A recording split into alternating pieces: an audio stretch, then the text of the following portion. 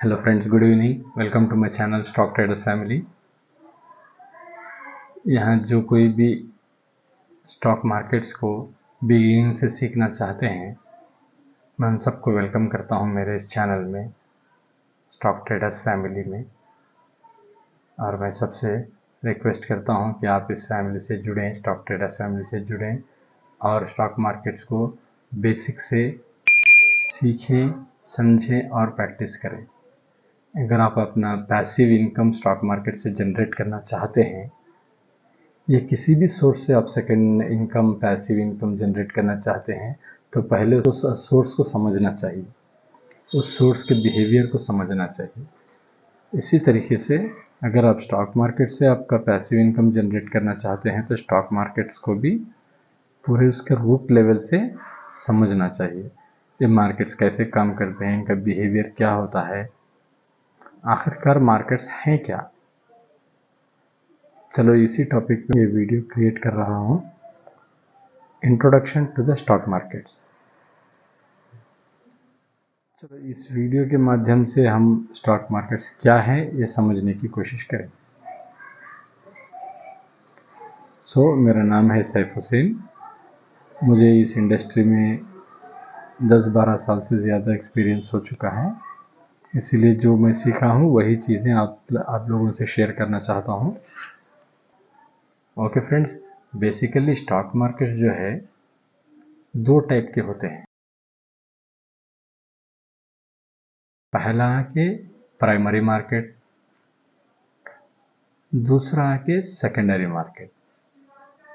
ठीक है, primary market में होता क्या है, क्या चीज़ है प्राइमरी मार्केट? तभी भी कोई कंपनी अपने बिजनेस को ग्रो करना चाहती है, एक्सपेंड करना चाहती है, या उसका इंफ्रास्ट्रक्चर बिल्ड करना चाहती है, तो वो कंपनी को क्या लगता है, बहुत सारा पैसा लगता है, बहुत सारे पैसों की ज़रूरत होती है, रुपयों की ज़रूरत होती है।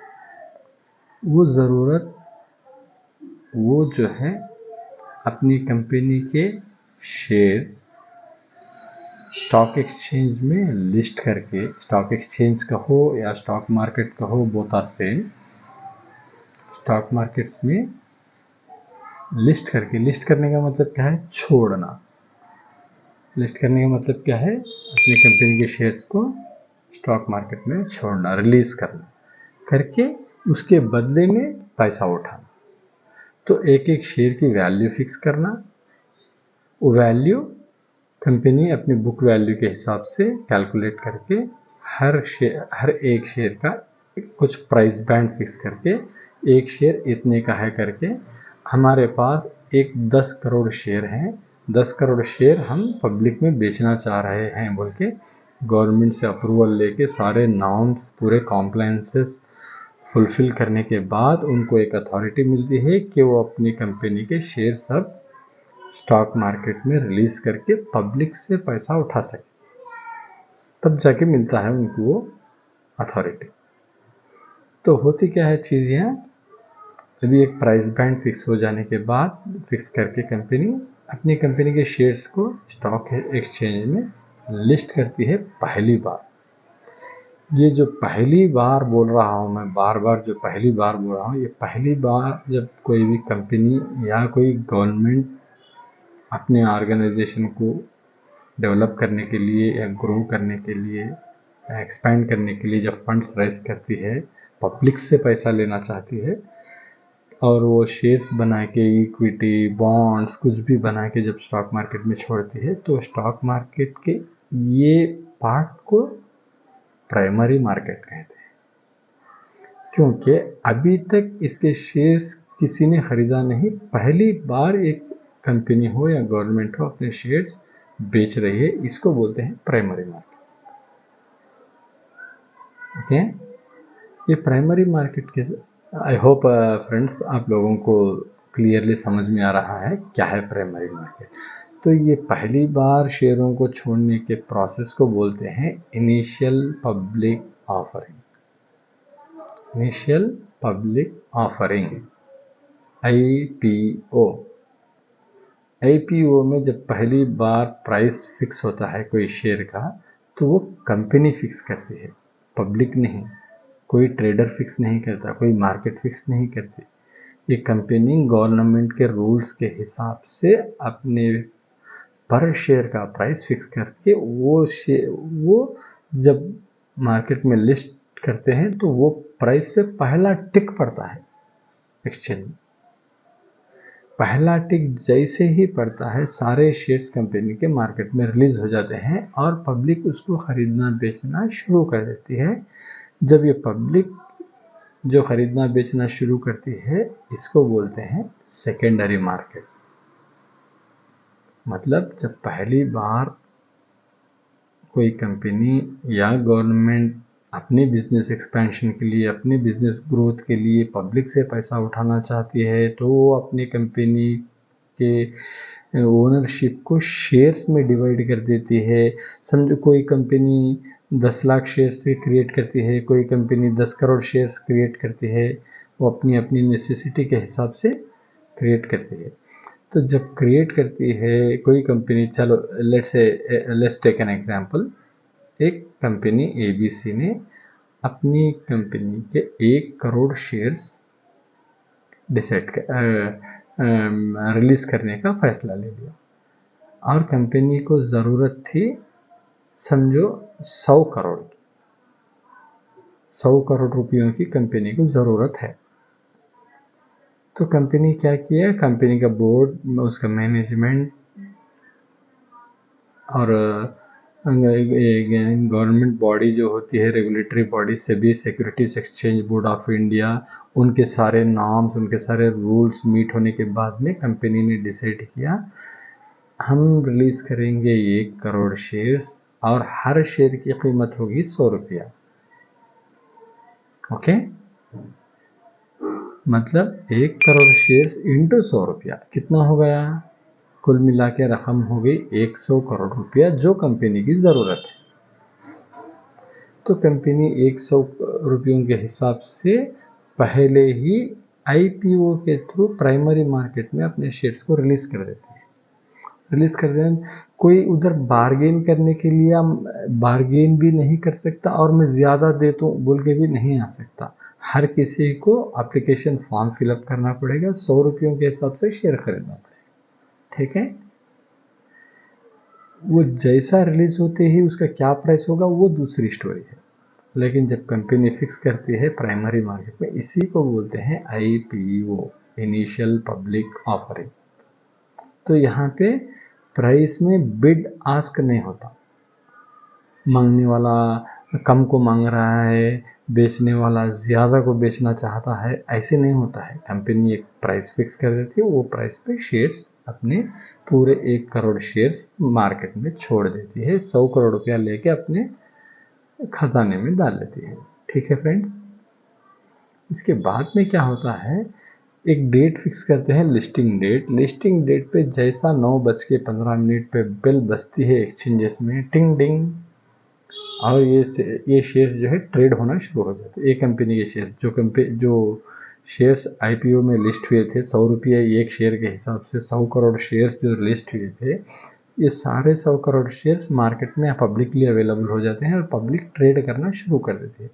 पब्लिक ट्रेड करना शुरू कर देते ही इसी को बोलते हैं जब सेकेंडरी मार्केट, जब पब्लिक खरीद सकती है, बेच सकती है, अपना भाव लगा सकती है, ज़्यादा हो या कम, जब अपना भाव लगा सकते हैं, इसको बोलते हैं सेकेंडरी मार्केट।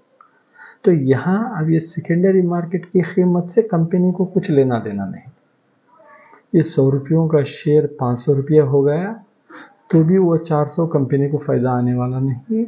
यह 100 रुपयों का शेयर घट के 50 रुपये हो गया तो भी इसका घाटा कंपनी को होने वाला नहीं, क्योंकि 100 रुपयों के हिसाब से कंपनी लेके बैठ गई है पैसा आईपीओ में।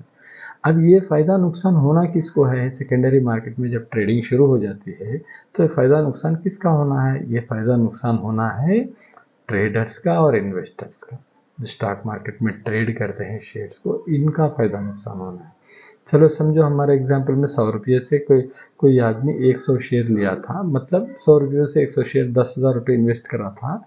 जैसे ही मार्केट में शेयर लिस्ट हो गया, 100 रुपयों से शूट करके डिमांड बहुत ज़्यादा हो गया शेयर का। वो कंपनी की वैल्यू बहुत अच्छी लगी इन्वेस्टर्स को, उसका बिजनेस मॉडल अच्छा लगा, उसका फ्यूचर प्रॉस्पेक्टस अच्छा लगा उसके प्रोडक्ट्स का। तो 100 रुपयों का शेयर पहले दिन ही 300-400 हो गया। चलो मतलब 10,000 का हो गया 30-40 हज़ार रुपये। मज़े में है, वो चाहे तो रख सकता है या नहीं तो इमीडिएटली दूसरे सेकंड ही अपने शेयर्स बेच के कैश लेके घर जा सकता है।